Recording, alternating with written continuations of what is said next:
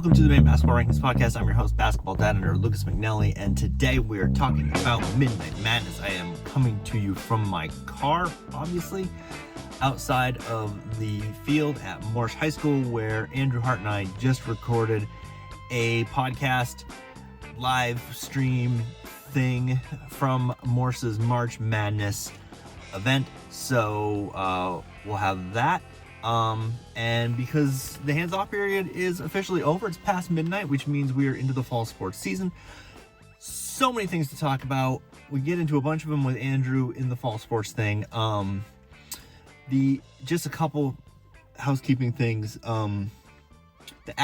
There's a scoring app, which Andrew and I talk about, which is now in the App Store for testing. So you can get in there and test, and it will score way more things than you think. It's kind of a killer app, so you want to go check that out if you get a chance. There's another thing coming, a lot of stuff coming, so you want to, if you let your subscription lapse for the summer, totally makes sense. You want to get that going again, do all the things. We got this podcast today. We have another one coming on Thursday, which is really interesting. We've already recorded it. Also already recorded a season preview with Westbrook's Sam Johnson. That's coming next week. So it's all starting, it's all happening.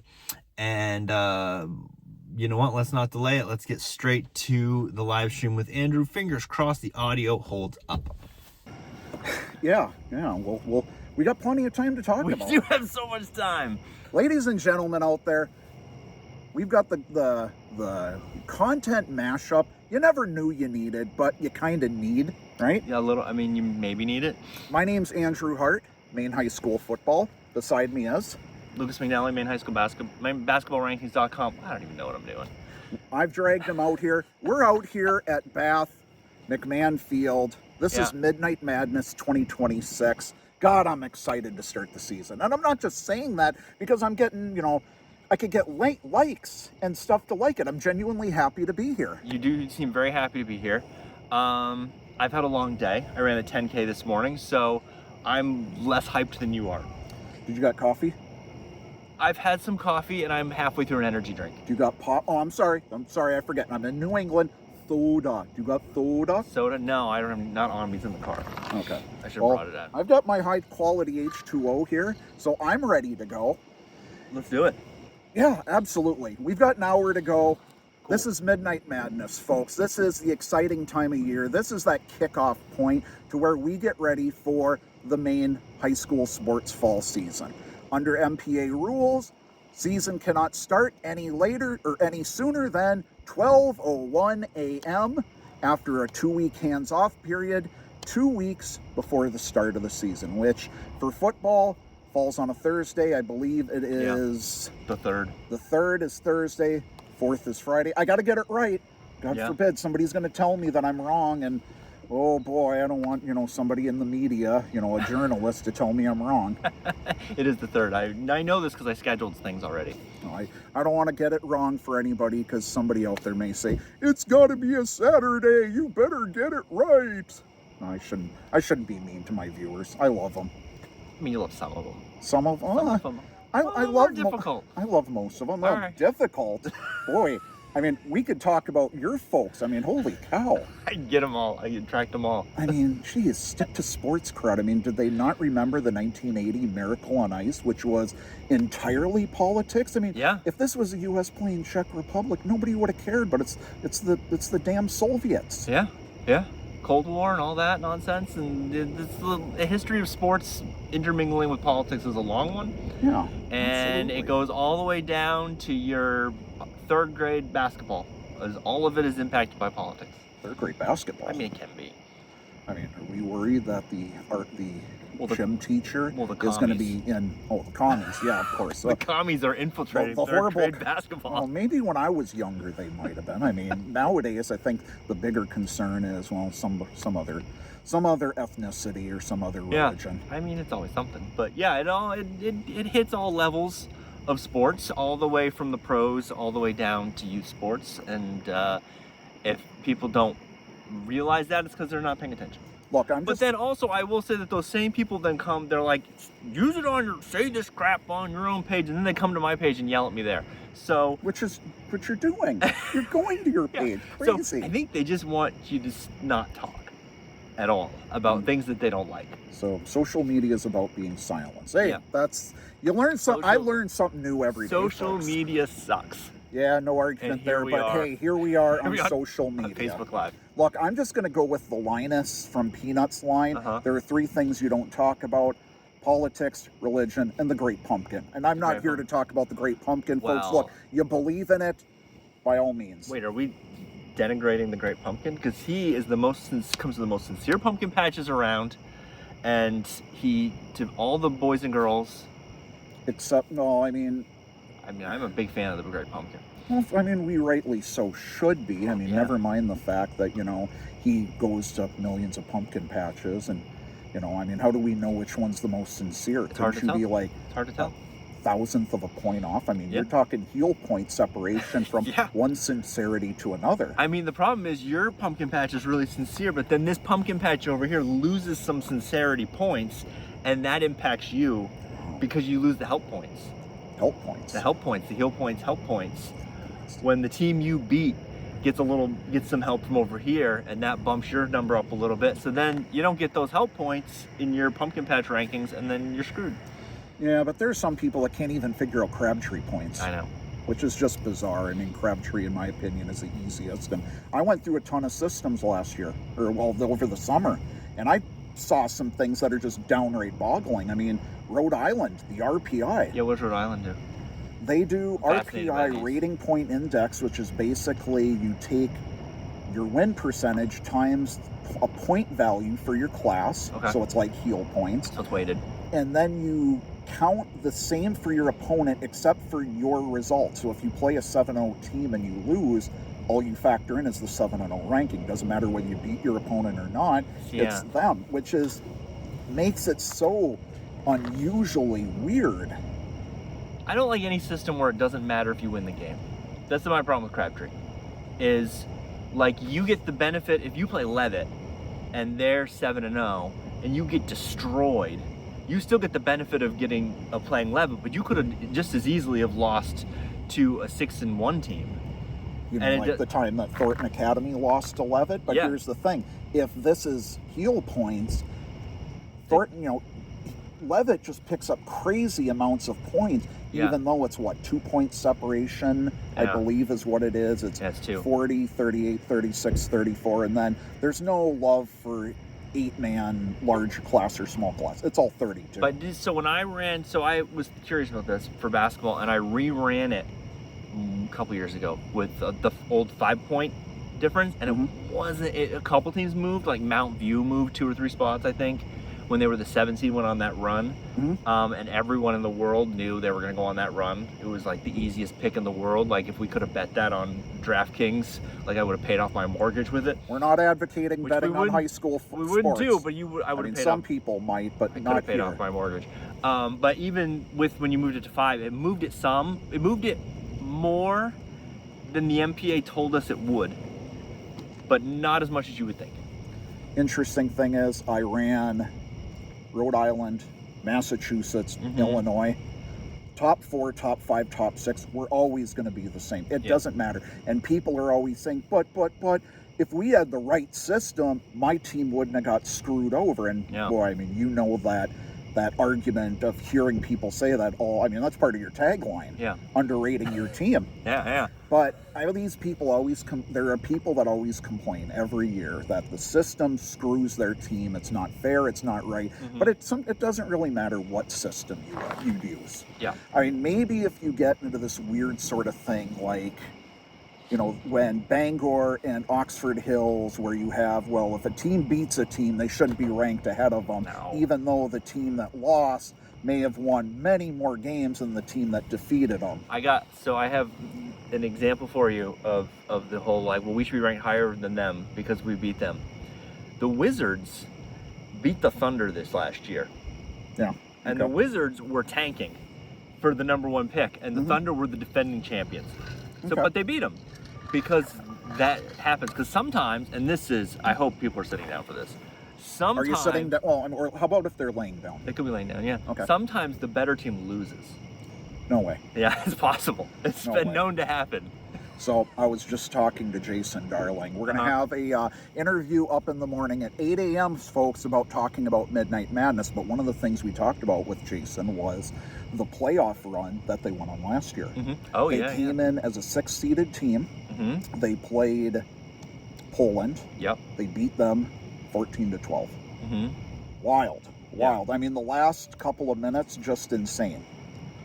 They go on, they play the 2nd-seeded Dirigo, who just had a bye because reasons. When you have a 6 teams in bracket, you have to have a bye. Exactly. Yeah. So they play, Jason said, just as crazy back and forth again, to where the last play came down to stopping a Dirigo player that preserved a 28-22 victory. So now we're setting up a 6-seeded team against the number 1 team for a regional final. And we haven't seen that since 2018 when Oak Hill played against, I don't know. Somebody out there help me out, because if I say something, somebody's going to come yelling at me saying, "You got it wrong! There's no You're way horrible." we're going to be able to see that comment coming through. But anyway. No, I can't really see it either. So don't you have a whole team back there? I have somebody who can read out the there. comments. They can just on the other side of these cameras. Well, I'm hoping just somebody, letting you know. I would like to think so. Unfortunately, my partner in crime this year, Tyler McInnes, he was not able to join us. I'd like to think that he's out there helping to not create confusion as opposed to creating confusion. So Tyler, if you're out there, feel free to throw it in the comments and get my information correct. I'm counting on you, buddy. So, yeah, that happens. Unfortunately, they lose. Morse loses. It's a tough loss. But that's a great run. Speaking of great, look what we got. We have scoreboard coming in. Hey, look at that. 9-2, apparently. And Gray New Gloucester. Oh. I mean, hopefully that changes to Morse. That must be from a middle school thing. Shots, I don't think so. Saves. Soccer.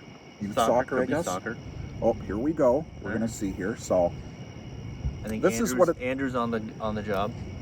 This is what it's all about, folks. I mean, I'm genuinely like a little squirrel wandering around looking for everything's going around. I'm excited. I mean, I'm looking forward to this. We're in my wheelhouse. I mean, what'd you do with the hands-off period? Anything? There's no hockey games for you to go to. No, there isn't. Work, unfortunately. I mean, plus doing a lot of kind of preparation for this year. You've been posting the schedules, so there's that. The schedules was a lot of work this year. I wanted to try to see what else we could really do going into this year. I wanted to come up with something a little more visual. Unfortunately, I'm kind of left without a choice because I'm losing my website at the end of the month. Right. Do you have a fix for that yet?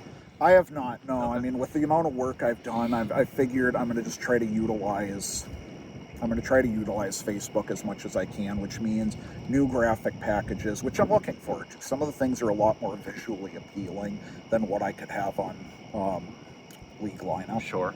And it'll probably be an off-season job to see what else I can find, see what else there is. Right. Unfortunately, for a lot of people, that's how they got to know my work, my information, everything about it, going on to there and seeing, the stuff. So I've kind of made it a point over the last month and a half to pull as much information, as much archive data as I could to try to save and retain it. So when it's time to get something new, whether it's building, buying, stealing, no, not stealing, but doing all those things, that I can try to find a way to quickly get all my stuff up. So all my data, all my helmets, all my links and everything, that'll be kept.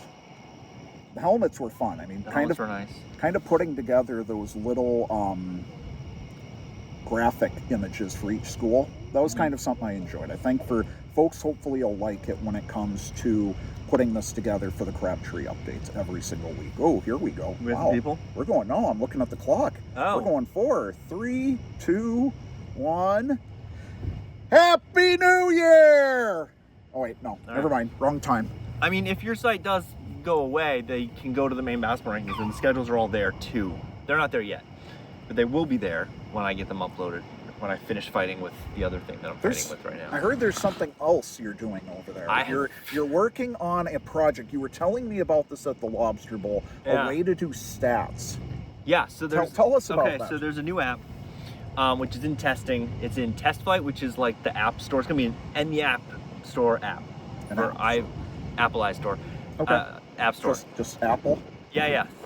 For now. Okay. So you can. So I was gonna say I don't have Apple, and some of my viewers don't have Apple, and I hope people out there. I think Android is easier. So the Apple is harder than whatever. So you can score on this. You can score like the live stats we do for the tournament. It's an app where you're on the on the sidelines and you're punching in this Nolan Ames 3-pointer, blah blah blah.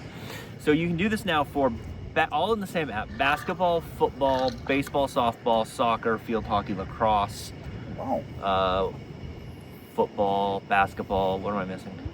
Like 7 different sports. Field hockey. Field hockey, that's one of them. Can't forget that. Yep, and so it'll create a live page where you can have live stats and you can see the Shrine game, you can see what the score was at the time, and you can see how many passing yards Parker Morin had versus how many passing yards Trey Walker had, things like that, as the game went by in real time, and that was feeding Maine Public's feed, their broadcast truck, and their graphics that they were using.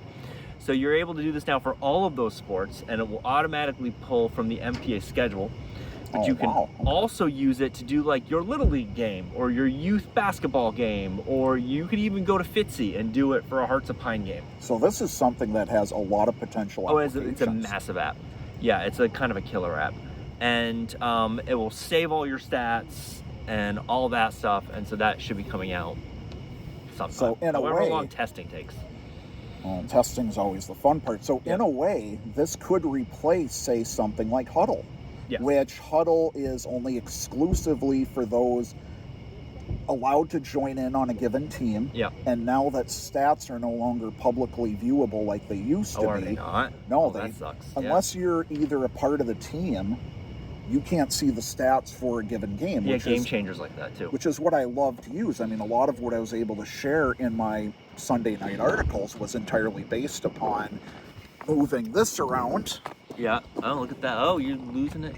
Yeah. So what people will be able to do is see if they go to the scoreboard, they'll be able to see whatever teams are using it.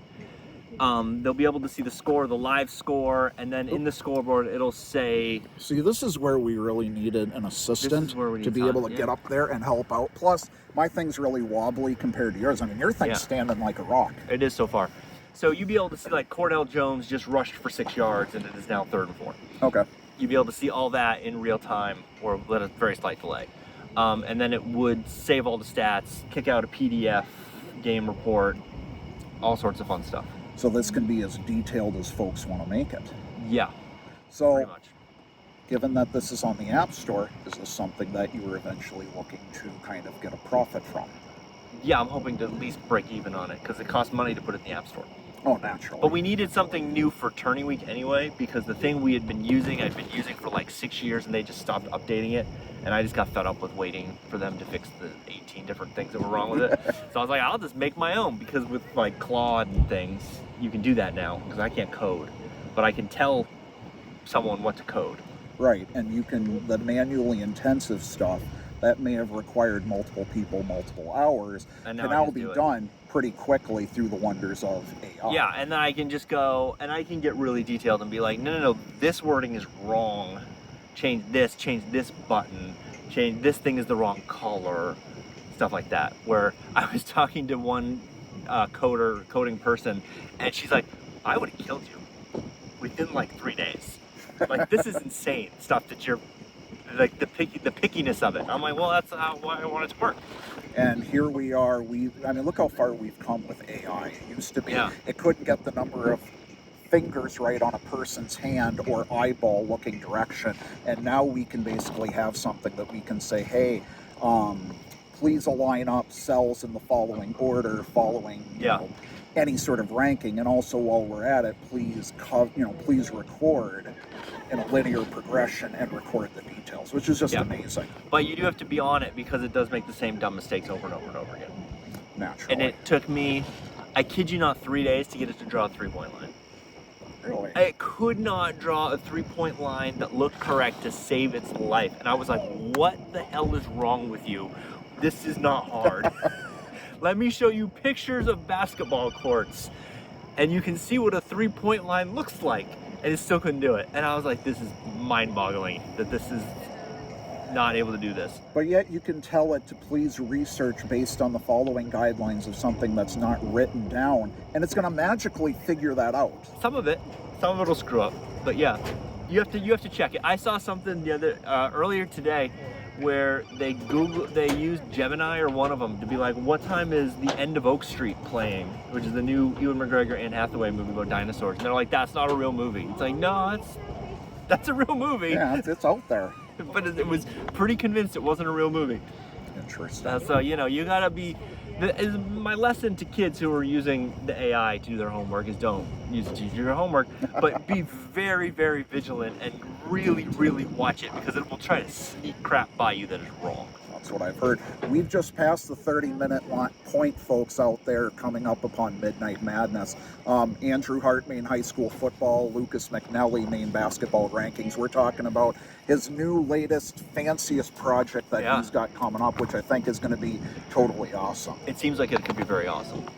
But yeah, you could, and one of the big benefits is if you're like stuck at work, or if you have parents who can't get to games, or grandma's in Florida, or whatever, then they want to know what the score is of the game. Right. You know, they might not be able to get out for the game, whatever, and this is able for them to easily say, oh, we're losing. Because we know that huddle, depending on where you're at, does not necessarily have things that are very helpful. No. I mean, I'm not looking forward to another year of high school football where I have to, and I'm going to watch what I have to say, because there are some places that I can't watch their stuff because it's unwatchable. This is why you should convince them to use the app, because then you won't have to deal with huddle. Yeah, but the problem is I got to be able to see. I like to be able to watch the game, watch what's going on, but I also don't want to watch a camera that is going all over, which is zooming all the way over to the other end zone when the ball is over there, because the AI programming or the whatever recognition is not picking up the fact that all the action has moved all the way over. Can I introduce you to the Vinyl Haven basketball live stream? Absolutely. Okay, where am I meeting them? So in Vinyl Haven, okay, on YouTube, and it's a dude doing it. Okay. And so the problem is, the scoreboard does not fit in the screen, right? Okay. And they don't report their scores at Vinyl Haven because they have to put the score on a boat, and they have to make the ferry, and it's a whole thing. And we do know that there are schools out there that have not discovered the internet. Even though they have the ability to live stream the game, they do not have the ability to report their scores. Tell a phone, tell a friend, tell a pigeon. Right. And those are the three ways that you get scores from certain areas. So if you want the score, you have to hope that the guy doing the Vinyl Haven live stream at the end of the game pans over to the scoreboard.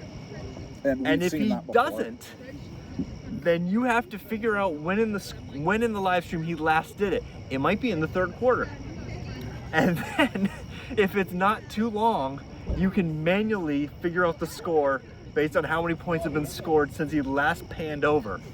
And this is why it's so important to have a broadcasting feature, which we heard about at the tail end of the basketball season. We're going to bring up another little controversial moment, which was not being allowed to broadcast video and being in violation of MPA agreements. Is this the Brunswick thing? Yes. Yeah, well, that was just stupid on their part. The thing is, I take the unpopular opinion that I understand why it can't happen. Oh, that's I understand when you sell rights away, that's unfortunately a reality. However, we also need to look at this from another perspective, that if you're part of your school district, if you're part of your community, isn't it great to be able to incorporate the youth to be able to say, our team, our podcast? Sure, and they could have. And that probably would have won the better way. Unfortunately, they had also made a deal with NFHS, who said, I'm sorry, we have exclusive rights. Well, no. Brunswick was perfecly legal to do a tape delay. Yes, correct. They 100% could do the tape delay. It's like for me, if I wanted to go watch the, if I want, like, if I wanted to go watch the Lobster Bowl Yeah. and I wanted to do anything, which I've already confirmed with their folks who run their media rights, have said, I can do stuff before the game. Mm-hmm. I can't do stuff while they've got the clock running on their actual rights, like their broadcast. Yeah. When they went live on the pregame, I can't do anything of my own in competition. And they could have done radio. Because Eastern Maine Sports does radio. That is correct. And Charlie Crockett's been not live stream, but tape delaying Camden games since Camden was founded. Right. Yeah, and since thinking, video cameras were invented, he's been doing that. And they could have done all of those things, but they were like, no, we don't care. We're going to do what we want, and we're not going to read the thing we signed. You know, state football championships, you've got the Big Jab, who covers the 2 games in Portland, and then you've got the Score that will do the 2 games in Lewiston. Right. So clearly, as long as you're not doing the broadcast, the video rights, you just can't impede over it. Which, you know, great idea. And I'd love to be able to see more of that. You know, because as we don't show you on there, and I thought I'm sorry, man. I'm sorry. I'm not trying to kick him off here. But I mean, Brunswick. The kids should have been able to read the thing because it's not that complicated. It's not lawyer writing. It's don't do this.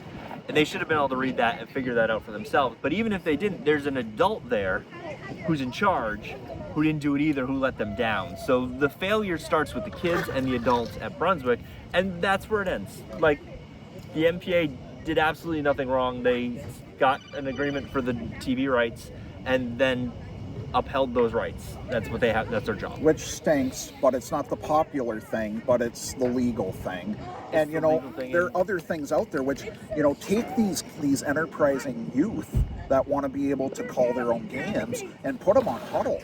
Because I would love to be able to see kids give them a microphone, have them call games, because nothing is more aggravating than waiting for the screen to pan over to a blurry scoreboard, and you're lucky because some of these things have recognition that will take smudges and show you the score. Great New Gloucester. Then there are other ones where the scoreboard is tilted so much away from the camera that you can't see when it gets there. And those Brunswick kids were doing the games all year for multiple sports. So, like, they had plenty of opportunities to do the thing, and really just was a mountain out of a molehill, the whole quote-unquote controversy, and I'm not really sure why there were 82 op-eds written about it. But when you're in the flatland, mountains doesn't take much to be a mountain. Well, that's true. Well, that's Brunswick. Yeah. What are you saying? It's been a while since their last controversy? It's not been very long at all since our last Speaking of controversy, we just about almost had our time stop. The time is stopped. Time came to a stop for a moment, and now we're restarting it. So what time are we at? We're at 11:27. Oh, so we didn't hit 30 minutes ago. No, wow. You yelled for no reason. Well, I yelled because it hit 0, and I thought it was Happy New Year. I mean, what do I know? But now we're starting all over. This is the problem with hitting the champagne early. Well, I don't know about that. I mean, I don't have anything to drink really. I mean, we're on school ground. You got that thing. You got that water over there. That water. Oh, it's high quality H2O. I mean, be glad it's not a cigar. Oh, that was another one. Ipswich. I think, was that it? The community in Massachusetts. Kids who graduated but still had that was super stupid. Yeah, that was another weird little... Don't put things on social media that get you in trouble, kids. That's not complicated. Wasn't it the parents that took a picture saying our graduates or something? Something like... And the thing is, like, they posted the photo of them, like, pretending to smoke the cigars or whatever. And then it's like, you could just hold on to that for a week. Yeah. Just post that when the season's over. What's the fun in that, though? You won't get as many likes. Everybody's excited, and won't get as many they're not likes on the thinking. gram. And let's be honest. I mean, how often do we run in this day and age where it's now? Yeah. I mean, I'm guilty of that. I mean, You're live streaming at 11:30 on a Sunday night. You were about to say afternoon. I was about to say. I know it's been a long day. And I'm watching the clock over there. I feel like we're kind of at the point now. You know, it's interesting. We're starting to get some people showing up here. Yeah. This is kind of the exciting thing, you know. Again, Jason Darling, I'm going to have my interview up with him at 8 a.m. in the morning, you know, telling me just amazing good buy-in. You know, the buy-in from the community, people coming out and supporting it. We saw it last year. We're seeing some people who've now started to invade the sanctity of the track. Yeah. I mean, no, they're not. No, they're not. They're just, everybody's here. They're kind of checking things out. We've got a pass being thrown. Well, I mean, Morse knows how to like support a good team. Absolutely. That's the thing that they know how to do here in Bath. Well, It's been a while. They've got a great place for it. I mean, I've all the fields that I've been to, I've always liked McMahon Field. I feel like they have a great PA box. It's not small, it's not tiny.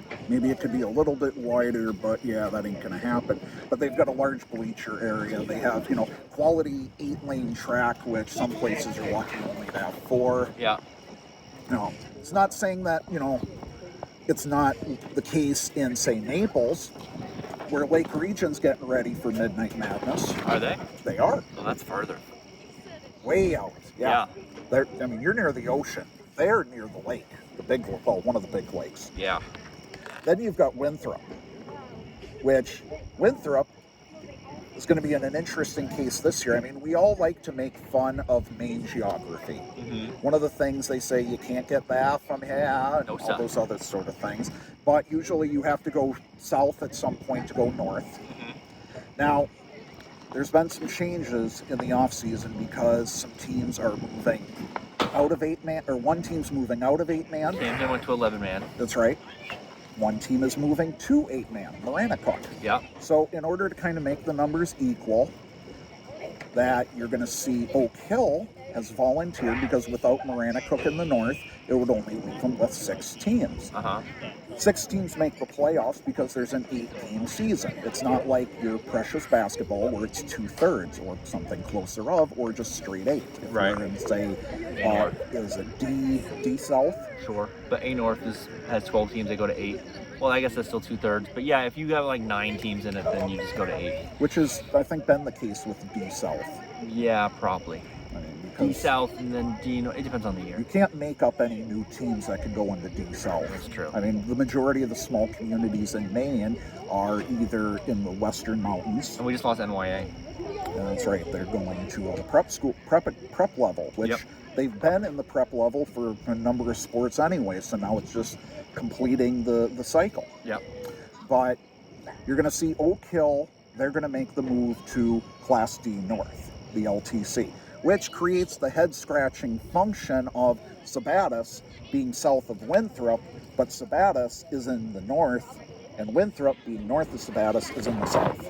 It's kind of like, Freiburg Academy being in Class B North. Sure.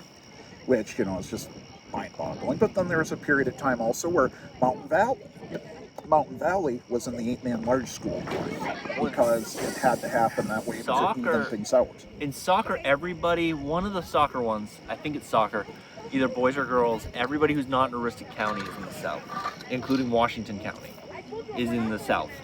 Which makes for awesome travel. Yeah, it's super fun. If you get a prelim, you're like, oh, we have to go to Jonesport Beals. Which is in the south. Which is in the south. Where are we starting from? Oh, we're starting from Old Orchard Beach. But sure. I mean, that's got to happen because in Maine, rather than go single table, rather than go everybody within the same class and just saying, look, we'll do some regional scheduling so we don't have this wacky Jonesport Beal team having to go all the way down to play Old Orchard Beach, or do they play Trape Academy too? I think they play Trape. So you got Kittery going all the way up the coast. Yeah. So you've got that sort of thing. So I always just say, look, let's get rid of the regions. We're at the point. I've heard a pitch for 4 regions. Kind of like what Massachusetts used to use. There was a period of time before they went Pennsylvania does that, I think. I'm not 100% familiar with that, but I do know Massachusetts used to have 3 different regions, and wherever you were based is where your Super Bowl was played. You were either in the east side, the central, or the west, and there is no unified team.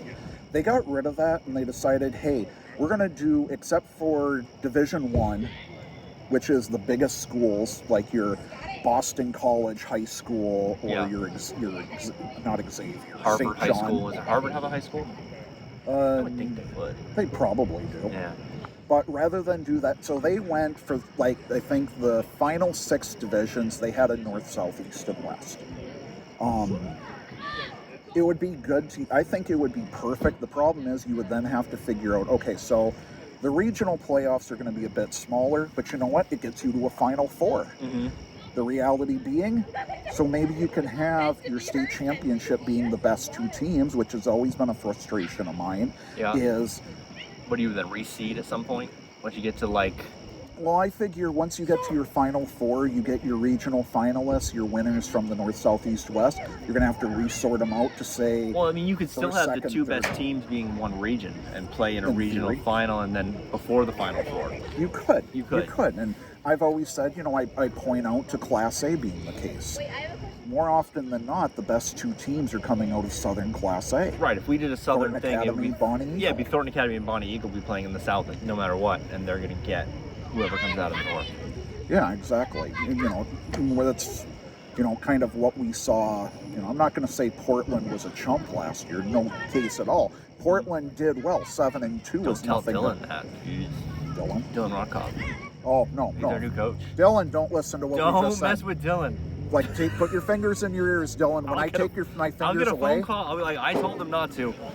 So I just say, let's get rid of the North and South, because we're kind of at the point right now where travel isn't what it used to be back in the 80s, 70s, and 60s. Nobody's driving around with K cars that collapse in a matter of moments. You know, we've got, you know, ways that we can kind of, you know, we've got ways now that where the travel isn't bad. We don't have those cars where you're sitting facing backwards. Hey, I used to be, my grandma used to have one of those station wagons. I bet she did. Everybody You did. had a seat, you had two facing side by side, then you had the one in the back looking back. Looking back, that was the best seat to be And I in. don't ever remember that thing having seatbelts. Of course it didn't have seatbelts. Why would it have seatbelts? So, I mean, this is also back in the day and age where you had a smoking section in McDonald's. Yeah. Yeah. Which I remember that as well. I remember going, you know, my mom would not want to... You could probably smoke at a high school basketball game back then. Probably. I wouldn't doubt it.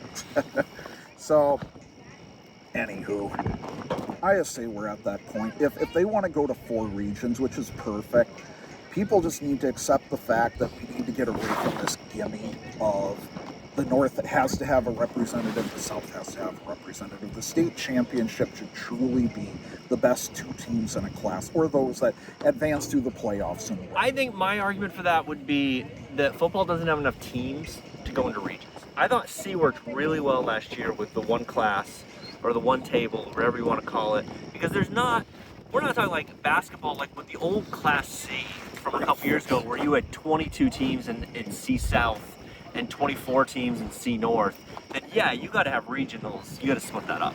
But if you've got 6 teams in the South and 7 teams in the North, just put them in one table and just do it. You're playing once a week. I want to say at one point, wasn't that the case where Class B or Class C North and Class C South? Yeah, it was 6 teams in the North, 5 teams in the South, and everybody made the playoffs because they didn't want to play a 9-game regular season. But even then, you know, it's not like in basketball where you got Fort Kent as a team, and whatever you got Holton, right, and you got the Valley, the other Valley, The real Valley, Kennebec Valley, not Southern Aroostook Valley, which is the co-op. Oh, no, I mean like not Valley, Bingham Valley. Yeah, the true Valley. But you got the football Valley, are really your only teams really north of Bangor. Really. Well, I mean, let's not forget Stearns, because I'm in enough problems with the Millinocket community as it is. So, That's true. People, that what Lucas is saying is his words and his words alone. I believe you guys exist, because trust me, there is a guy who will tell me that if a Stearns player is not recognized for my Maine Super 6 Stars of the Week, that I have not truly recognized anybody from Northern Maine. Sure. Never mind, I can have Matt Knockuk Academy pick. I can have somebody from Holton. But there, you know what I mean? There's fewer Northern Maine teams to justify having a Northern Maine region and a Southern Maine region, where you just have the one table, and we did it. We tried it with C, and it worked great. You know, C was the best class. Because everybody loves to make fun of Northern Class A for having Portland and Deering. Yeah, I mean, and Wyndham. That's an easy joke. That's a funny easy joke. It is, but it's the only way that you can make this work. But in reality, let's get rid of the North and the South. What do you in A? What? It's just Bangor, right? Bangor, Oxford Hills, Edward Little, and Lewiston. Yeah, I mean, just to make it all one table. Are we not doing that? Are we not going to that? No. They did makes once, too much but it was sense. only 8 teams. And one year, every team made it in, and then another year, which was never clearly explained. That's, if I was king, I would say these things. There needs to be a central point besides the private website, something at the MPA level that says, we're creating the schedule. Yes, the MPA does not create schedules. A subcommittee of the football academy creates schedules. But let's have a place on the MPA website that says this, because unlike basketball, which says it's just 2/3 Hart, straight up. Let's just say we need to have something at the MPA level, recognize the number of playoff teams so everybody knows what they're getting into. So when it's like 8-team Class A back in 2017, 2018, whatever it was, and we all know it's only the top 6. Or 2 years ago, when the 8-man large school class also went to a single table, they had 9 teams. Was that because like half the teams didn't opted out of the playoffs? That was that year where everybody was kind of making the move. Most of the teams were making the move back to 11-man. They gave 8-man a shot. They felt that they had gotten enough numbers ready, and then they made the move back. But like 3 teams in one season said, "Nah, we're not going to play in the playoffs this year." I think that was before 8-man. No, I think it was after 8-man. Oh, there goes you. Oh, I'm a good catch. You need a technical difficulties thing. The wind is really picking up. It is. I'm worried about the audio. I am worried about the audio too, because I can't see what people are saying on there. I've seen some of your notifications pop up, so. I think those are personal people that I know, and they're the ones who are kind of going back and forth. Is that your Tinder hookups? No. Okay. No, unfortunately not. I wish. No, those would be my personal acquaintances. There's a lot of emojis in some of those. Yeah, I know. I saw some eggplants, you know. I mean, if this audio is a complete disaster, I'm going to have you come on the podcast and record a thing like tomorrow so we can have a proper podcast. Well, if that's the case, I'm just going to share what you've got, and I'm going to say, look, folks out there, just go to his site. Yeah, I like that plan. That's good, but we'll see. What were we talking about now? We were talking about the 1 year. It was 8-man, because I remember Spruce was one of them, and then Boothbay, because Boothbay's had to do that a couple times, where they just said, no, we're good, we're not playing in the playoffs this year. But there were a couple in 1 year. There was, because then that brought about the change in the playoff. Ooh, sorry. Wow, sorry about that. This is so professional. Yeah, well, highly professional. Hey, this is the most professional show of the night, folks. And that's both a great thing and a not so great thing. I don't know. So I'm just going to exit myself out of there. Exit stage left as we're looking at it. He's right, I'm left. Okay. But I know the MPA made the rule that said that going forward, you have to announce within a week of the playoffs that you're opting out, that you're withdrawing. Right. Not forfeiting, because there's a difference between forfeiting and withdrawing. You forfeit your regular season games. You withdraw from the playoffs because it's invite only. Yeah. Which is interesting. And it's a different rule that triggers, I think. Yes, because you can withdraw from the playoffs and not have to suffer the same penalties, say in the regular season. Not play the next season. Yep, exactly. Yeah. Or if you're Booth Bay, you're like, we don't really need to drive down to Old Orchard Beach. We've done that. Well, we did that. We lost by 70. Look, we're not going to get into the discussion of the Booth Bay newspaper, which kind of got their Booth Bay Register. The Register, which also got their coach or their AD also going on the quote saying, we knew what was going to happen. It's like, I mean, so did we. Yeah, but we all knew what was going to happen. It's one thing to say that you're down on numbers. It's another to say we knew we were just going to lose, so we just want to get ready for basketball. Do you know my theory on this? No. What's your theory? Well, the pier is closed that late in the season at OOB. The arcade, there's no arcade. The pier, you can't get the pier fries. You can't get the Bill's No, pizza. but there are some things. You know what? Jason Weber, he may be watching. He told me, this is what he told me, is that everything, he gave me the dates that things are closed. And at that point, there's no pier fries, there's no skee ball, and if you're gonna lose... skee ball, wow. Imagine if people from New Jersey were here. Imagine the outrage. Hey! And if you're gonna lose by 70, and there's skee ball involved, Makes you feel a little better? Yeah, and there's pier fries, and all right. But if you lose by 70 and there's no skee ball, Well, then what is it all for? Yeah, but I can't imagine that a kid's going to lose in the regional final, which I don't know. I know Campbell wants to do everything on a Saturday The kids afternoon. don't make the decision anyway. It's the parents who make the decision, and the parents are going to go play skee ball, maybe play some Pirates Cove. I think Pirates Cove might be closed by then. Yes, it would definitely be close. So, I mean, why bother? I mean, I drove through there the other day, and I mean, I know how busy the backed up the traffic can be, which is, it's fun to do. I mean, it's people watching, it's hilarious. I mean, we were just down there for a week. Did you see the video of the school of fish, of the bass, the striped bass? I can't say I have. Okay, so there's some video going around. You're like the second person who has not seen this, who was down there. Yeah, but there was I'm this school kind of fish, off in and my that own was island. like right next to where we were on the beach, like a couple days earlier.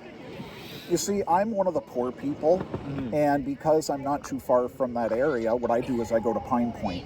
I stay away from Old Orchard Beach. I go to Pine Point, and I go to Black Point. Now, you have to pay to use those because Scarborough, but I prefer those beaches because they're not as busy, and plus they're near some of my favorite places to go eat, which is whether it's the Clam Bake or the Salty Bay. Well, my mother's from Old Orchard Beach, so we go to Old Orchard Beach because that's where she grew up. Oh, here She's we a go. seagull. Oh, here we go. Or a gull? It might just be a gull.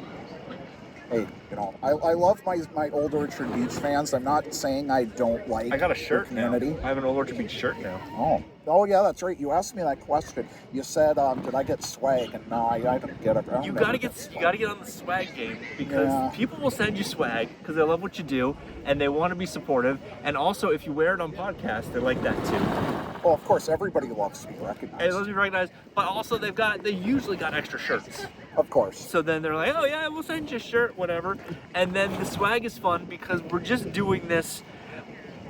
We're journalists, but it's like a weird level of journalists where there's like objectivity and everything, but we're also supporting the programs. Well, we just got a question. We're sort of supporting all the We're getting a programs. question. Oh, Todd well, Polk, all right. will OOB go to a 5th straight championship game this season? Oh, are we making a prediction here? What do you think? We could. My name's Andrew Hart, Maine High School football, Lucas McNelly, Maine basketball rankings. We've just gone under the 15-minute hour. We are less than a quarter of an hour away. We just got a question. Yeah. Will they go to their 5th straight championship? Do we want to make people angry? I think they do. So I'm going to say yes. the week before But the it's start going of to be the a season, much tougher sledding this year. I'm going to be doing a preseason kickoff. Okay. And part of that work, I did some review work on just how good Old Orchard Beach is compared to their regional rivals. Okay. Old Orchard Beach has had the longest regional undefeated streak of any team in Maine. What do you mean? Like undefeated in their region in the regular season? In the regular season. Any team in any sport or any team? Well, just in football. Because I can't imagine Because- in like the sport, the longer sports, the 18-game seasons, no one's doing that. Well, actually, for hold more on. than a year or two. I got it wrong. So, my dear old buddy, Whoever who's a will know journal. this if you get this wrong. So, Old Orchard Beach has the second longest regional undefeated streak. Okay. Thornton Academy has the longest. In football. You have to go back in football. You have to go They back a lose long they lose ways. to New Hampshire or they lose to Lebanon. Bonnie Eagle. Yes, they And either Bonnie Eagle's not in their region. so either they lose to Bedford of New Hampshire, they lose to Oxford Hills, or they lose to Portland. Or Those Leavitt. 3 teams.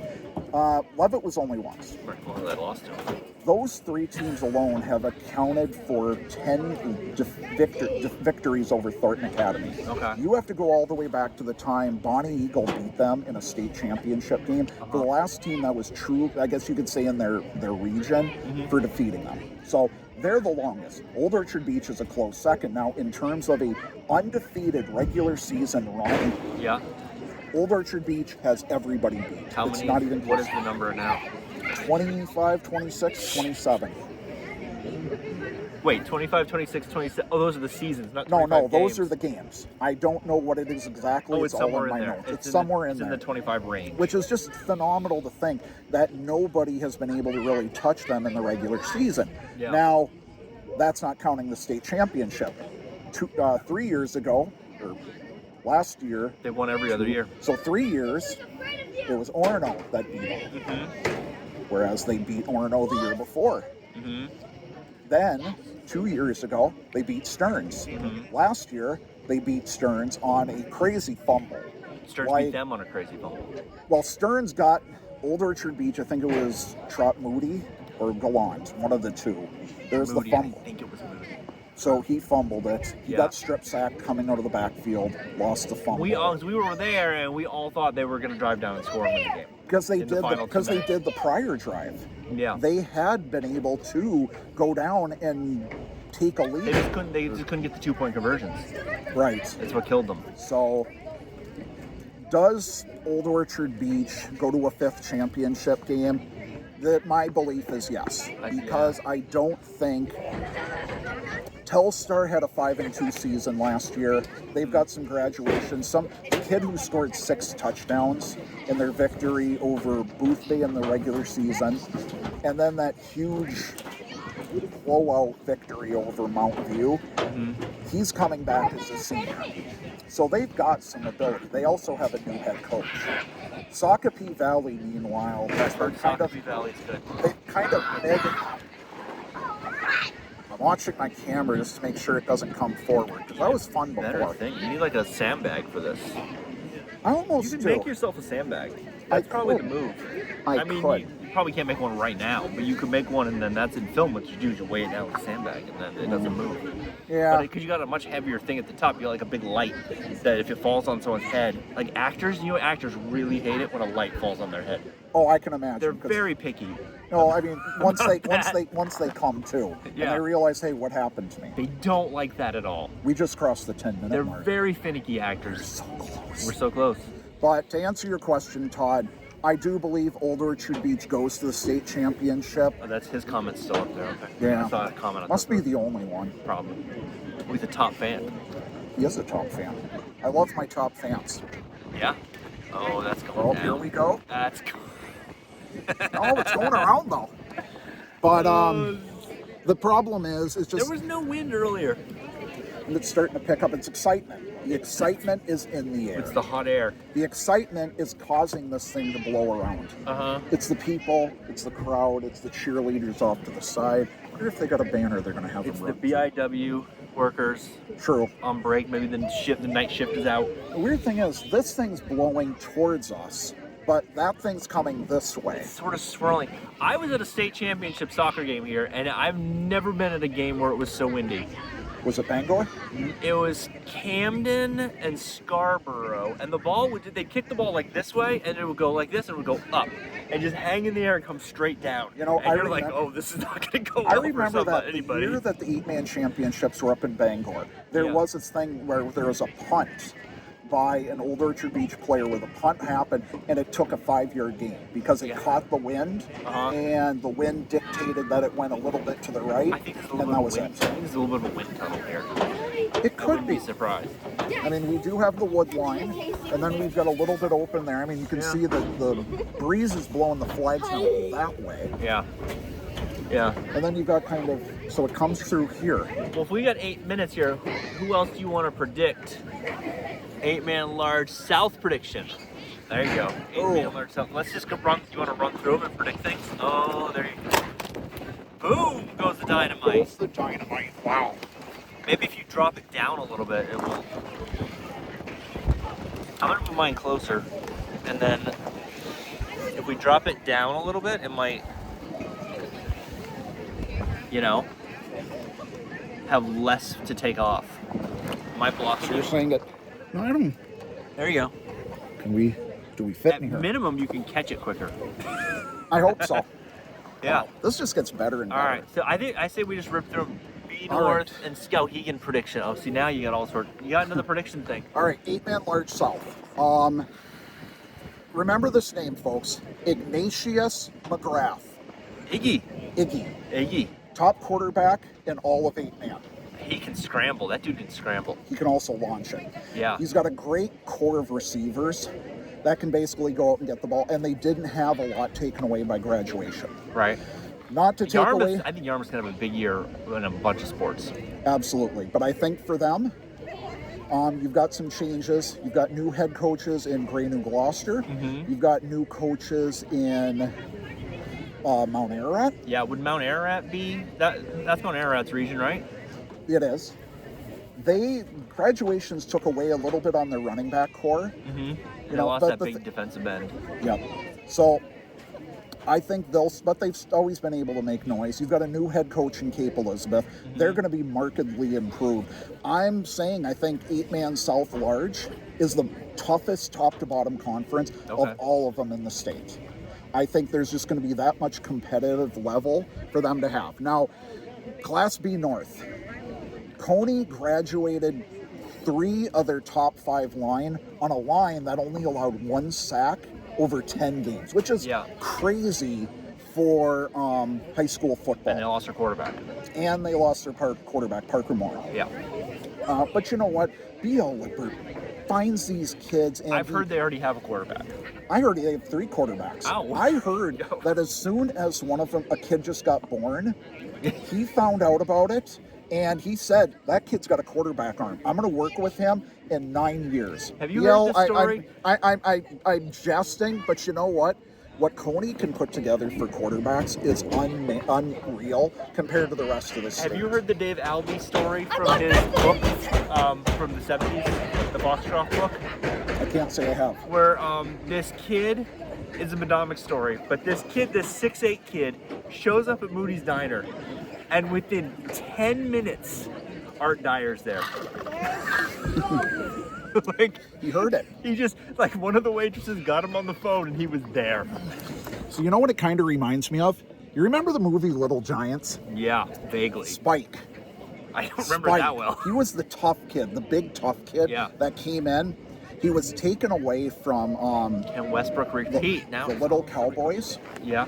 And instead he plays for Rick Moranis' team, the team of Misfits. Okay. Colonel Westbrook repeat. Yes. You think so? Yes.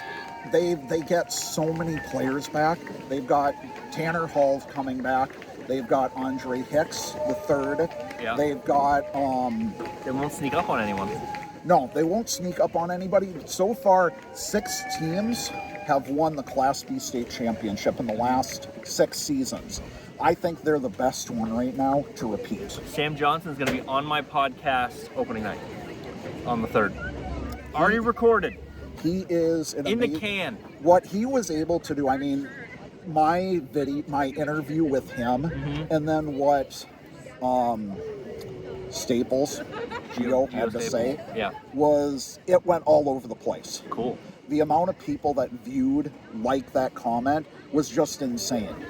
So the respect that Sam has amongst his team reminds me, I mean, it was as cool a viral moment for me as it was when Spencer Emerson hugged his brother after winning the state championship for Falmouth. Yeah, it's a great interview. So when that comes out on the 3rd, you're very much going to like it because he's, not a difficult guy to talk to. No, not at all. Not at all. He's excited. Very excitable. I didn't mean to forget Skowhegan. Scow Vegas. Everything for you New Englanders is Vegas. I heard the same thing for Rutland, Vermont. Rut Vegas. You're just driving along. I was pushing for them to, when they had to change their name, I was like, I think you should lean into Scow Vegas.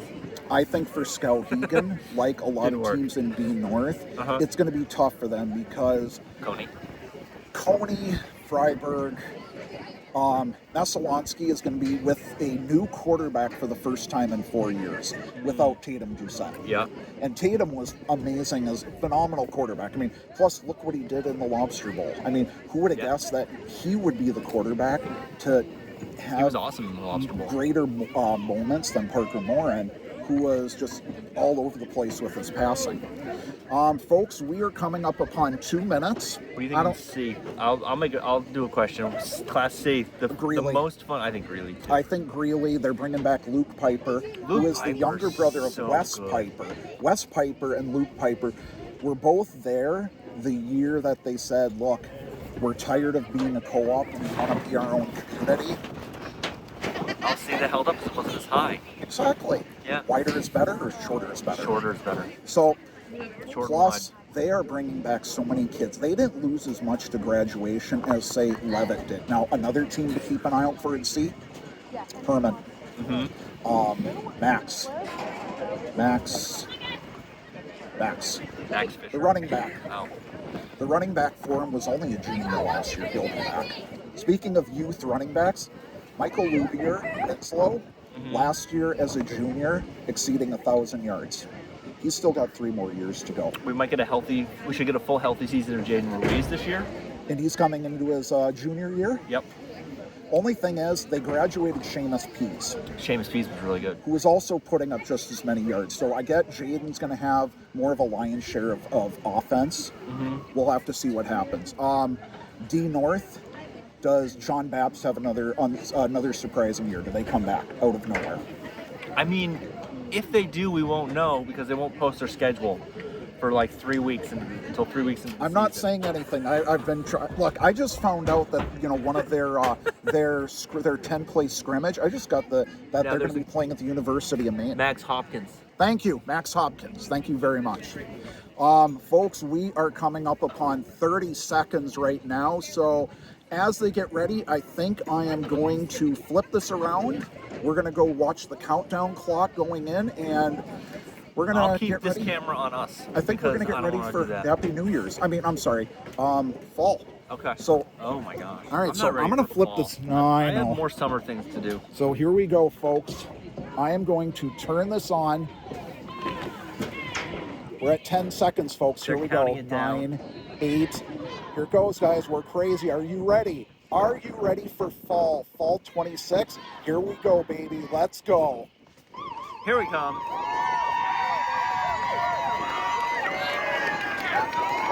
Ladies and gentlemen out there in Maine and wherever you are watching, we are here. It is time for Fall 2026 practices. Let the games begin. That was fun. Let's flip it back around. I don't know if I got that at all. Got a cord around you. Oh, we're all wrapped up here. We're all wrapped up in the game? Yeah. Oh, that was fun. Here's a question for you. Camden going to 11-man, how does that work out? I know you're friends with their previous coach who gave it up for vertical raise. I'm not gonna do an ad read here for vertical raise, but no, but you know what? I love what he's trying to do. I love that he's trying to have something that can work with teams for fundraising stuff, visibility. Great idea. If you haven't heard about it, I'm gonna give you an unsolicited plug, Chris. Vertical raise, check it out, folks. I'm a fan. I'm a fan of vertical raise. Not just because they sponsored the podcast for a little while, but when Chris told me it, I was like, oh yeah, that's a great idea. Yeah, do that. Do way more of that.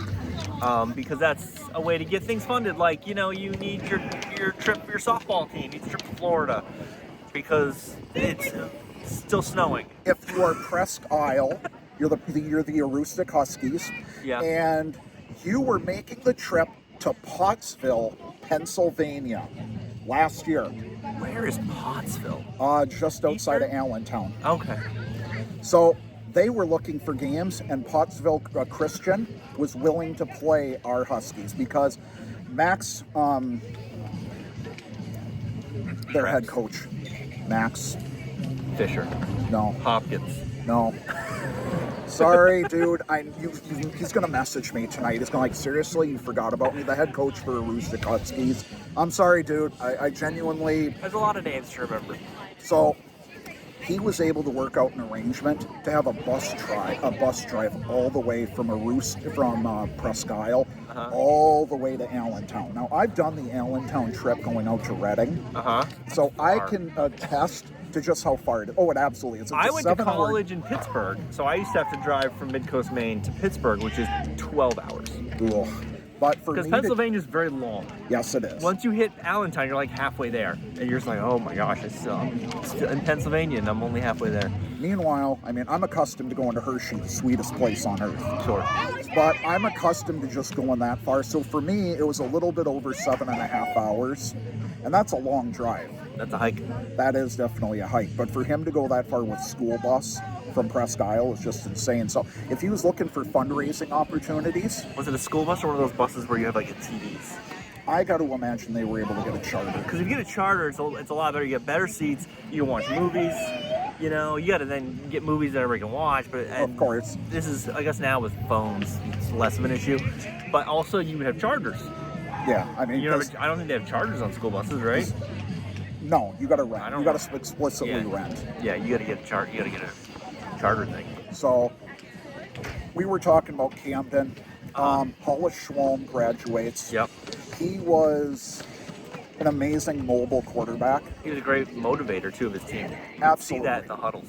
And then you had Braden Beveridge. He'll be one of the folks coming back. Mm-hmm. They've got a majority of their players coming back, so I think it's all going to depend on how the line. I mean, the big change coming out of an 8-man into an 11-man is to make sure that you've got your line on point, to be able to recognize the fact that now it's just not 5 players on your line of scrimmage, it's you have 5 linemen.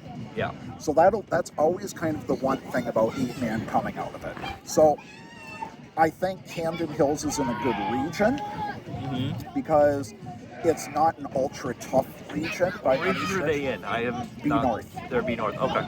They'll be the 8th team in B North, and they're going to kind of create that uneven number. Okay.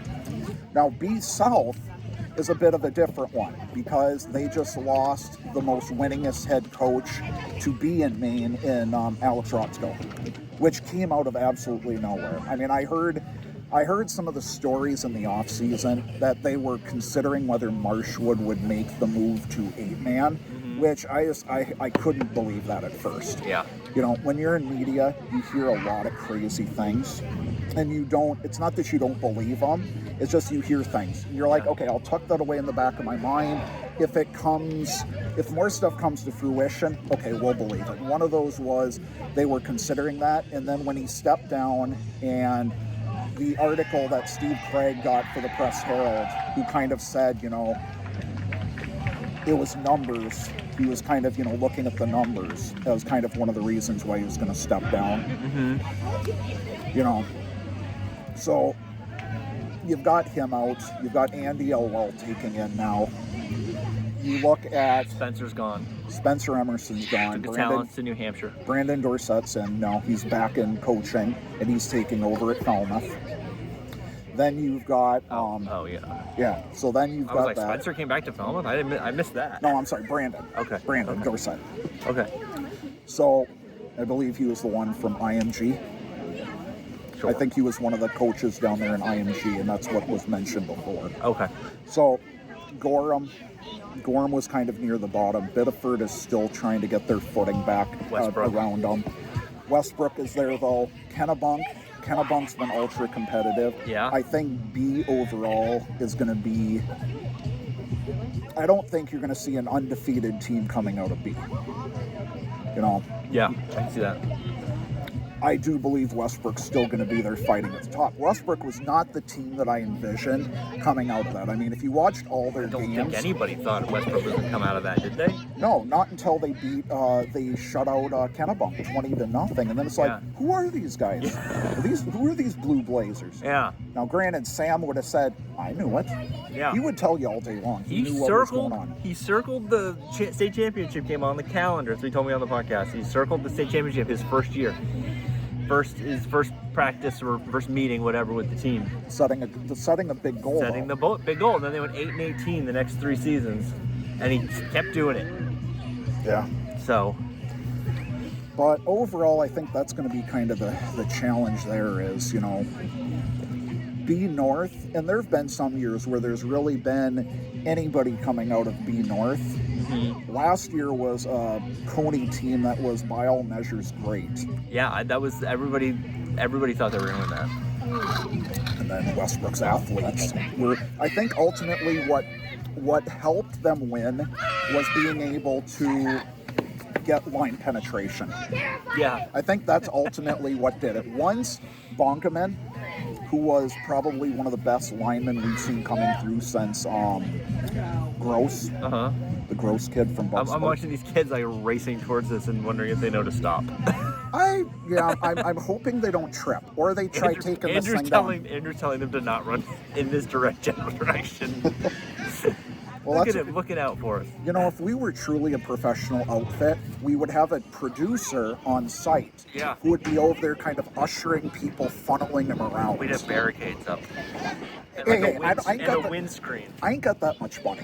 Where's the windscreen and the barricades and the six do I look like the Fox Sports Group that's able to have their little overhead cover? Yeah, I mean, good. I mean, you just get a windscreen. I'm just saying. Yeah, but that means I gotta go into partnership, and you if this thing works out for you with your play, stat recording, you're going to be raking in the Benjamins. Tens of dollars. Well, I mean, you'll have 2 Benjamins at the end of the year. 2 Benjamins, maybe, yeah. I mean, I know with my monetization, I think I had 10 Benjamins. Oh, well, hey. Which was crazy. There you go. I mean, I just won't tell some of the people that were saying I shouldn't profit off kids. Yeah, we're not going to get into that because I want to be able to one day drive through Millinocket and not be afraid of police pulling me over saying, so you're the person who told us that we couldn't share your thing on our site and told us that they had to remove it. Yeah. Hi, folks. That's me. See, I'll just share it. Just share it by sharing it. There's a button on there that says share. Just hit that button. It's not complicated. All right, we got another question here from Zach Wilson. Do you think Scarborough can make it to the playoffs this year? Oh, you've got their basketball team definitely can. 7 teams, 4 make the playoffs in both regions of Class A. Right away, we can just automatically pencil in Thornton Academy and Bonnie Eagle. Well, I don't know. That's a bold prediction. I can't tell you the last time I remember Bonnie Eagle not making the playoffs before this millennium. Now, after that, though, I think that's another conversation. Noble has Martin LaPointe, biggest quarterback, I think, right now in the state. 6'5" kid. Tall kid. Okay. I'm not sure if he's mobile. For some reason, when I saw the name and I was writing it down in my notes, I thought, is he a Bernie Kosar? Cerebral, can pass, just can't run. I mean, they can do a lot worse than a Bernie Kosar. Well, hey, Bernie Kosar wasn't that bad. I know, that's what I'm saying. I mean, that goes back into Didn't he win a national championship? With Miami. With Miami, yeah. Yeah, so I think Noble has kind of earned that right to be considered playoff perennial material. So now it leaves you with 4 teams fighting for that 4th and final playoff spot, which is what I prefer the playoffs to be. Yeah. I don't like the idea of everybody making it in -1. Let's go to 9-game regular season. Let's get max regular season games, and let's make the playoffs something worth getting into, not just a gimme. Sorry, folks. I mean, I've probably irritated 2/3 of the ADs that'll one day listen to this, if at all, and they're going to say, no, that's not in our game plan. Well, we've shown pretty definitively in basketball that if everybody makes the playoffs, it's a bad idea. Because then you got quarterfinals that are just a disaster. Well, that's what happened the year that they decided in football we're going to have everybody getting into the playoffs, and they did, except for 4 teams. And it was atrocious because then you got these teams in that normally shouldn't be making it in, and that's what started leading to the withdrawals. The ones that said, look, we don't want to contend with the playoffs and have to deal with that sort of thing. We have basketball season to get ready for. Yes, there's basketball season to get ready for. So, well, I mean, if you're going to get blown out by 50 in the playoff game, and it runs up so close, it's unlike the basketball, the spring sports, it's like 5 weeks, and then, but like football to basketball, it could be like a week. Yeah. If you get to the state game.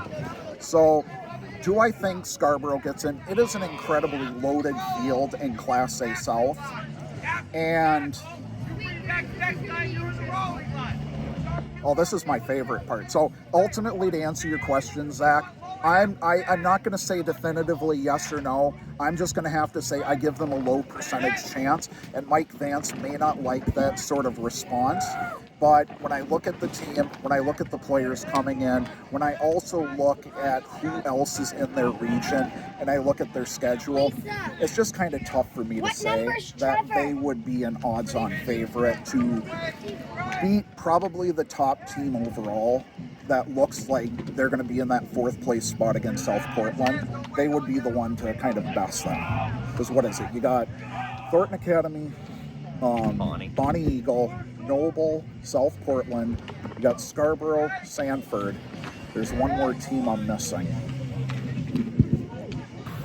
Oh, not Portland. Why should I always see? This is where Massabesic. Oh yeah. And Massabesic just got a new head coach. Did they?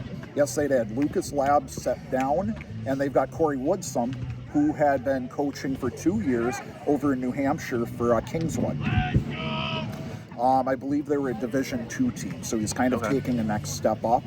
I mean, if you're going from New Hampshire to Maine, that's a step up all by itself. I don't know. You tell me anybody from Bedford or Pinkerton Academy starting to play some of the Maine teams. I'm not talking about their programs. I'm talking like if you're in New Hampshire and then you go to Maine, that's a step up. So you're saying they'd rather, at that point, they're living free, whereas if they're back in their area, they're dying? I mean, it's... Are we going to use their license plate? I mean, I'm just saying, New Hampshire sucks. Well, I'm just going to say this. I hear Welcome to the Jungle, and I remember going to games in Manchester for the old Manchester Monarchs of the AHL, and hearing the Verizon Wireless Arena with this song, which I enjoyed to tears. But anywho, who's going to beat Thornton Academy this year? I'd love to see Bedford lose.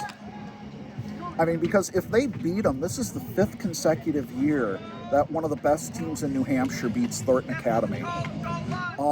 Their quarterback's coming back this year, the same one who played last year. Okay. Noah. Bedford's quarterback or Thornton Academy? Thornton Academy. Okay. And as usual, they can reload because they've got such a deep team. They've got such a deep roster, more so than anybody else. Who could beat Thornton Academy? It's hard to envision anybody in Class A doing it. If I look at the schedule in Class A, now, interesting quirk about Class A scheduling, guess who's playing them this year? Westbrook. Interesting. Sam has decided to get the showdown of B versus A champs. And it's not like it's without precedent. The last year the second to last year that Marshwood won a state championship, they challenged to play Thornton Academy. And I want to say that game went down to the wire, last player too. So just because Class A, it's a Class B team, doesn't mean 4 or 5. Okay. That'd be worth going to. Yes, absolutely. I definitely think it'll be one of those games to watch. TA, probably? Yes, at Hill Stadium. Okay. So I think it's going to be very tough to envision Thornton Academy getting beat by anybody within Maine. And here's the thing. Like Old Orchard Beach, who's won and who's alternated wins and losses, Thornton Academy's been the same way for 8 years now. They lost to Bonnie Eagle. They beat Oxford Hills. They lose to Oxford Hills. They beat Portland. They lose to Portland. They beat Portland. So this would technically be the year that they're supposed to lose at state because of that clearly defined cycle. Yeah. I think they buck the trend this year. I think they win back-to-back titles for the first time since early half of the 20 teens. Must be rough. Because they're an academy team, because they recruit, and all those other sort of goofy things. No, I can just think of so many teams who haven't won in like 40 years, and it's like, oh, we haven't gone back to back since the last decade. But you know what though? In Class A, it's about. So when I was on the Jacob Mulligan experience, we talked about this, and what I told them was, Class A, unlike other classes, you don't have a team that just miraculously comes out of nowhere and wins. Right. Class A is about building and working your way up to have a truly strong team. I look at Oxford Hills. Oxford Hills, for the longest time at best, was a 2 or 3 win team. Mm-hmm. And that was in A North that really was not ultra competitive by any stretch of the means. You look at some of those other teams coming out of A North, they got gobsmacked. I mean, Bangor looked like they were world beaters, and then they go up and they play Cheverus or Thornton Academy, and they were humbled awfully quickly. Yeah. So I bring that up only because I don't know where I was going with that. I don't know. But talking about Thornton Academy going back to back. Yeah, so Thornton Academy was one of those teams. Yeah, I don't know. I was probably going somewhere. Can Bonnie beat them? I mean, they have a new quarterback. They'll have a new quarterback this year because Morin's out. Morin's gone. Right, graduated. But he had a great lobster bowl, too. Kevin Cooper always finds these quality kids to play running back in his RPO system. Mm-hmm. Bonnie Eagle is not one of those teams that struggles to find quality kids. The other thing is the line. every year they always find these really good referral recommendations for Gaziano candidates. Mm-hmm. I mean, John Havru the fifth was not one of those kids that was just like, we're just going to throw him in there and just yes, the fifth. And he was not one of those ones that just got thrown in saying, well, we just needed to recommend a name, and we've got some highlights of him playing offense and defense, and you figure it out. No, he had really solid visual stuff. I mean, what Kevin knows what to do when it comes to the Gaziano packets is probably a guide for the rest of the state. If you need to figure out who else to look at, talk to Coach Coop, and say, all right, what do you recommend is the best way to get my kid recognized? You think if you're if you're like the fifth in your family, do you think you name your kid the sixth, or do you go, no, that's enough? I think you got to keep up that legacy. I wouldn't. I'd be like, no, this is stupid. The funny thing is, I was a couple of years ago, I did some legacy tracking of my own. I found out just how far back my Hart family name goes back to, and I can actually trace it to the first guy that came over on the boat coming out of the Ulster area of Ireland in the late 1600s. I never imagined. Oh, not like potato famine. Yes, actually it was. Was that the potato famine? Wait, no. That was the 1800s. 1600s was religious persecution. Oh, all right. So they came over, and as they made their way out of Bucks County, Pennsylvania, Yeah, I know where that is. which I found my ancestor's gravestone. That was an interesting thing. That was really cool. Cool. So when I found out about that, I found out also that I have a great-great-great-great-grandfather and a great-great-great-great-great-grandfather that's also named Andrew Hart. Oh. One of them. That was a great catch. See, nice. See, that was better. So Andrew Francis Hart also. So I can't call myself Andrew Hart the third because it's not in order. It's a different. Oh, is it a different? But it's the same middle name. But it had different middle name. Well, then it's yours. But it's apparently you can only call yourself first, second, junior, senior, junior, third, fourth, and fifth if you keep the name. If it's consecutive. Yeah. So I couldn't call myself Andrew Hart Or the third. if you're a pope. Right, but if you're Pope, you can just create your own name. I mean, Pope Leo, who has no tie to anything. He has a tie to the White Sox. He also has a tie to Chicago Deep Dish. Chicago Deep Dish? I would love to be recognized enough to just go in there, having my Pope mobile, and somebody coming over with a Chicago Deep Dish pizza and saying, here you go, man. I still think Chicago Pope's a great sitcom. I think it would be perfect if you could get somebody with the George Wendt Bears accent. Yeah. And that would be it. So he's got to put away the accent when he's doing the poping.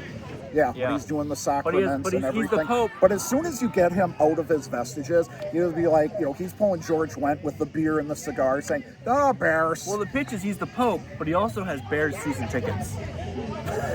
But he's also got his Pope job. That's his day job, is to be the Pope. So you're saying he would go in and bless the end zone? Well, no, he's tailgating before the game. He's just a diehard Bears fan. So people are gonna walk up to him with water, saying, "Pope, can you please? My son's not doing well, and I want to make him feel better. Can you please bless this water?" No, this is Chicago. They're gonna have him turn it into beer. Well, yeah, yes, naturally. But I mean, hey, technically, you could bless the water. You could bless the water, yeah. Yeah, but he's gonna bless Caleb Williams first and foremost. He could go to where the illness is, or show the Pope where you broke your ankle. Curse the Packers. Yeah. Oh, absolutely, would have to curse the Packers. Yeah. Send the Packers directly to hell. Do not pass go. Do not collect $200. Did you know? So when I was doing my state's review, the hatred that people in Wisconsin have for Illinois drivers, the Finns, the effing Illinois B7. Oh yeah.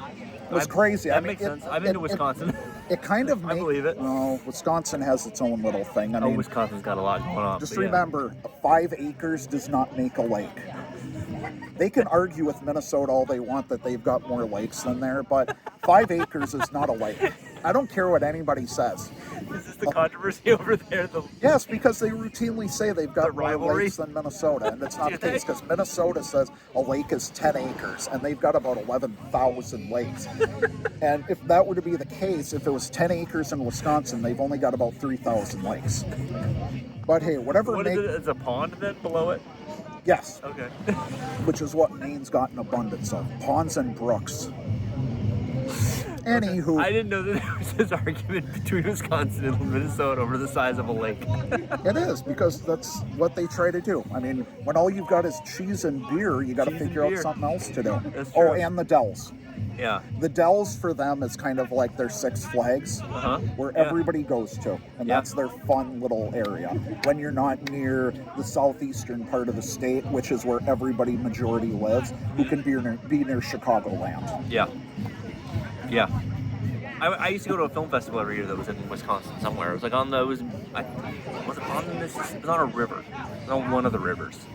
Is it on the western side of the state? I mean, because if it is, that's Mississippi. It might have been the Mississippi, yeah. It was on the it was in the western-ish side of the state. Just stay away from Iowa, because nobody wants to go through Iowa. Okay. As I always love to say, Iowa. Pepin. It was Pepin, Wisconsin. You know where that is? I've heard of that actually. Yeah, it's I've not a heard big of that. town. But no, when it comes to Iowa, it follows my favorite abbreviation for all things. What does Iowa stand for? IA? No. What does Iowa stand for? Corn. Idiots out wandering around. Oh. IOWA. Hi, Iowa people. The editor of the Lincoln County News is from Iowa, so she'll Oh, appreciate I'm really that. sorry. I hope they're watching, because if there's one thing Minnesotans love to do is run down Iowa. Oh, really? There's a reason why I can get her on the phone if my phone why is wasn't Iowa recording south of Minnesota? Because Iowa sucks. It's all this Midwestern stuff I was unaware of. Oh, out in the Midwest, we'd make fun of other states. Yeah. You know, we didn't just feel we were superior. No, we just found jokes. And if we didn't like that, we'd do ethnic jokes. Sven and Oli, or Sven and Lena. Those were the weird ones. Dumb Pole. I mean, all these other sort of goofy ones, and they're real jokes out there, believe it or not. And you come out here and it's like, no, nobody would ever believe it. Out here, it's just they make thinly veiled, racially charged comments about things like that. About Lewiston. Well, I was thinking Torrey Hunter when he was in Boston and said, you could never pay me to play in Boston. Oh, well, that's... Well, I just made every single Red Sox fan angry. Oh, well, they're all mad at the bullpen anyway. Oh, I just got another question. Team to beat A North. You know, I think of Jack Hersom, who's now taking over. He was on the staff, but he's got his dad, John, who stepped down from Lawrence to make the move over. And now you've got the Hersoms, father and son. Granted... Different than the Hersons in charge of the Lobster Bowl, right? No, or yes, I think. Different. Yeah, I don't think it's Joe Hersom. I'm sure they're related They're in probably some related. way, It's not- shape, or form. But he's not also coaching a team and running the Lobster Bowl. No, Joe is... And driving around the little cars. Yeah, I like those cars. I wish I could have I those. asked if they would let me drive one, and they said no. You could put your camera on one. I You know, you put your camera on one, had ideas. so you put your camera on one, and then you get the theme for Naked Gun. Yeah. As they're driving around doing those little maneuvers, tell me you would love to hear the Naked Gun theme, da-da-da-da-da-da, as they're doing that sort of thing. Yeah, I tried. I had ideas for content, and they wouldn't let me do it. So, but no, I think ultimately, granted they lost Kyle Johnson, their big, tall fullback of a quarterback, and they lost Zach Coda, who is probably one of their best running backs as well. But they've got a deep set, and I think with the Hersoms, who know how to do one thing and know how to do it well, which is run and hurt when you run and hit when you run. I mean, typical Lawrence-style football. I think if you put something like that in charge of the Rams, and this is nothing against Dave Morris, who I've heard nothing but great things about. Yeah. I think you put somebody like that in charge of Bangor. I think you give them a legitimate chance, especially in what's amounting to a down year in the North, because Isn't Portland the team to beat there?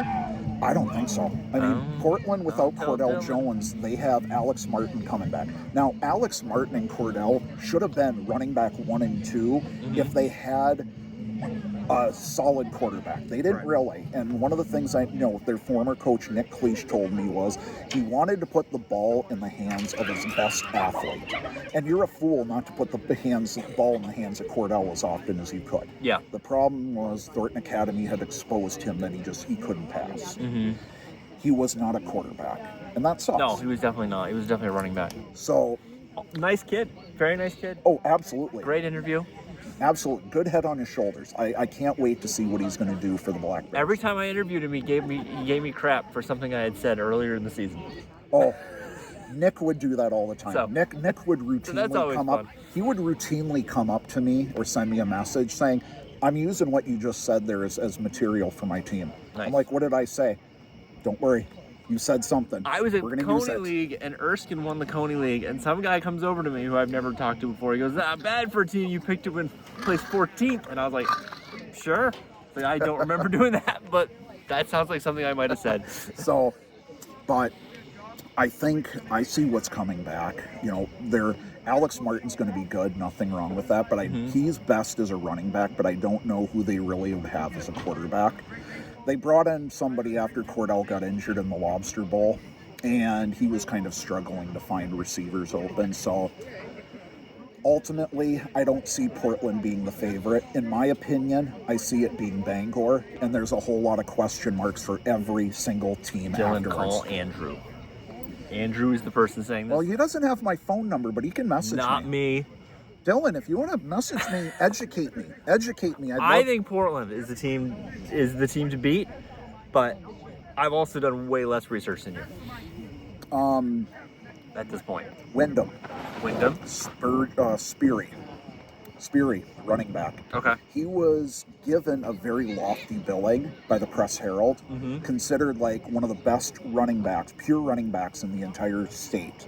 If not state class, definitely Class A. He got dinged up most of the season. If he comes back here full time, if he can come back, stay healthy, I think he's going to be somebody for Wyndham that's going to give teams fits, provided they have a line that can give them good holes to block for. Because ultimately, you can't run without a good line. Right. So that's what it matters. Unless you're like vintage Herschel Walker. Hey, I remember just carrying 6 dudes. Look, I remember the time when Herschel Walker came to Minnesota. I remember that one where his first one was 51 yards and he lost his shoe. And then he was absolutely garbage because that team made the Cowboys Super Bowl champions. And nobody can convince me otherwise. Because the amount of players that the Vikings got rid of in that trade to bring them over killed the Vikings until the glorious 98 year, which we all remember how that ended. Yeah. Never mind the fact that it wasn't just decided by the Morton Anderson missed field goal. Gary Anderson missed field goal. Gary. I mean, all you got to do is just watch How I Met Your Mother. Yeah. And they routinely lampoon it, but it's true. We all...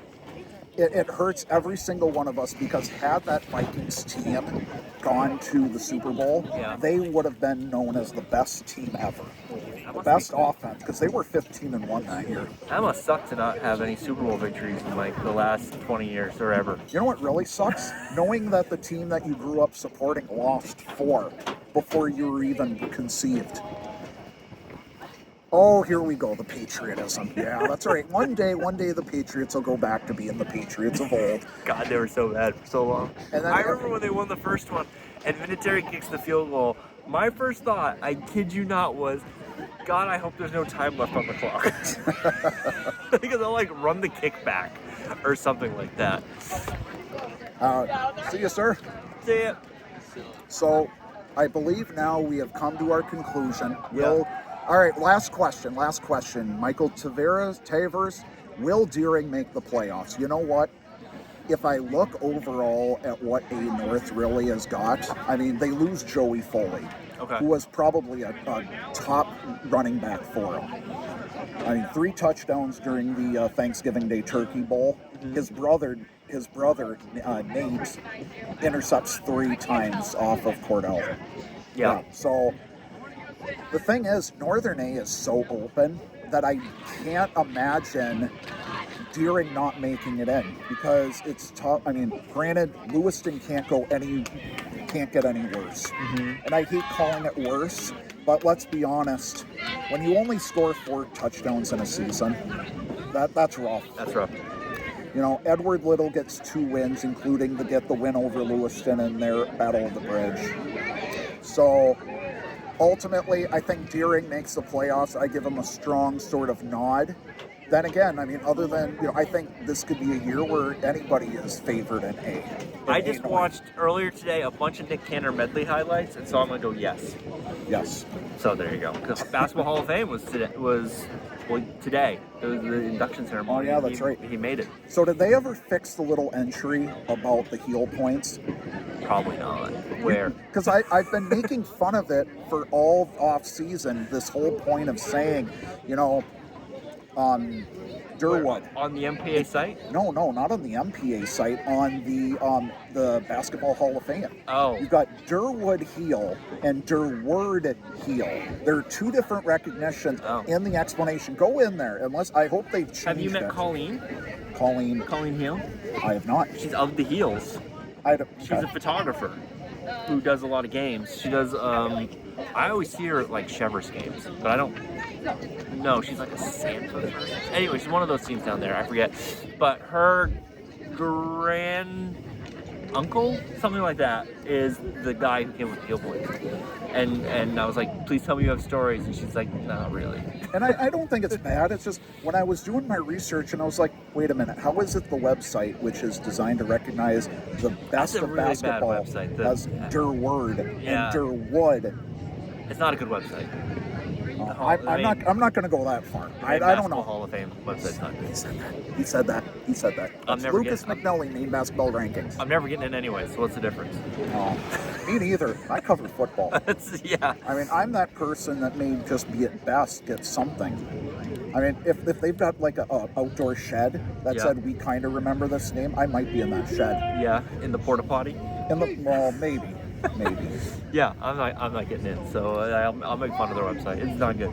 So as you folks can probably hear, things are getting a little bit quiet. We've now reached the end of the excitement. It's 12:35. Jason Darling looks like he is going to be the last person off the field. And yes, he is the last person off the field, as a coach should. I thought it was going to be that kid. Well, I mean, child could be. He could be the future coach. It's true. But now we have gotten empty. That kid's an out. You can see, like, he just, the way he drank out of his water bottle, you see that? He, like, tilted it up. Swag? No, like, kind of like how you would do it to get through a helmet. Just normally drinking his water bottle. So you're saying he's got that down cold. That's an important step. Here we are, folks. We're trying to figure out what to talk about. I mean, we've been going pretty good for an hour and a half. Yeah. So this is the second year we've done this. I finished a newsletter tonight. For the first time, we had this thing fall not once, not twice, but thrice. My thing, your thing's like a rock, but then again, you got your foot on it. I've got my foot on it now, but I didn't before. Plus, you can turn your thing sideways. So my thing, to be able to utilize Facebook Live, I have to go portrait. So for those of you out there that are throwing fits saying it's not wide enough, well, I'm sorry, go blame Facebook, because God knows I'd love to blame them about a lot of other things. Yeah. Stupid things. Garbage. Can't share links other than 2 in a month. I have no idea what you're talking about, because I share way more than that in a month. Well, you'll find out about it if you try posting more than a link. Like, just do that. What are you posting? They're not letting you post. I post 3 or 4 links a day. You copy a link. We're not talking sharing. You go take the web address link, put it into your post, and then share it.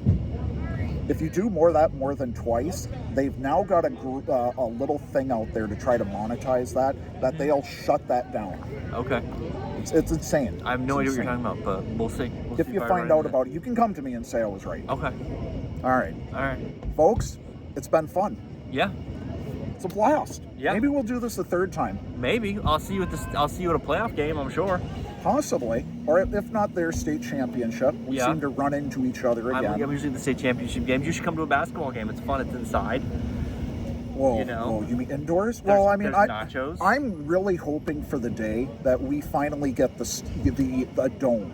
You know, everybody in Bucksport calls Carmichael Field the Buck Dome. Yeah. We really need, folks in Bucksport, work with Irving and get yourself an indoor field. Or Foxcroft Academy. You got that field house, expand it by 100 feet up, because, you know, if the Dakotas and Iowa can create their own domes that they play at, if they can do in North Dakota having the Fargo Dome, Okay. if in South Dakota they can have the Dakota Dome, and if in Iowa they can have the UNI Dome. Maybe Hearts of Pine can put a retractable dome on their new stadium. Oh, we're not even going to get into that debate of the whole the point, Cassidy Point garbage. Okay. I'll tell you what. Okay. You people complain about parking coming into Portland or the Old Port or going into Fitzpatrick or Hadlock, not finding parking. The Cassidy Point, imagine that the parking would just be insane. I mean, there are people that just believe that it's the greatest idea ever, and there's It looks absolutely good in the pictures. Oh, well, everything looks good in pictures. I can draw the world's prettiest picture, and it's going to be an absolute pile of dog. I don't know anything about Portland parking. I know how to get to the expo. You come into Portland and you take Commercial Street, and you're coming in by the Casco Bay Bridge as you're going into the Old Port. Cassidy Point is right where that eyesore of the oil tanks are right at. Sure. Picture, they want to do a 10,000 seat stadium, and picture, you figure mom and dad and 2.5 kids requires a car. You're also going to have people that are coming in solo who are going to have a car. You picture optimistically 3,000 to 4,000 cars in that little area where there's no parking whatsoever. Won't a lot of people just be coming in from Portland itself and not need a car? Just public transit?